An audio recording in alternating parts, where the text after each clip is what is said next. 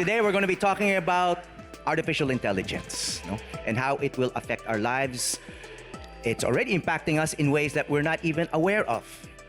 So I want to introduce our expert guest for today, a longtime colleague and friend, Mr. J. Mark Tordesillas, journalist, technologist, and media advisor on AI, Harvard Nieman Fellow, and former editor-in-chief of GMA News Online. J. Mark.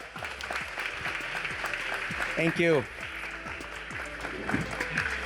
J. Mark, gusto ko lang i-share na matagal kitang colleague, and during the pandemic, nung naka-lockdown tayong lahat, isa ka sa nag-isip na kailangan na tayong mag-podcast. Oh, actually, we helped develop itong Howie Severino podcast during the pandemic because we can't see each other, but there still was a need for us to communicate. And we've come such a long way. Now we have a live audience. Before, hindi tayo pwede magkita-kita in person, and now we're doing it live.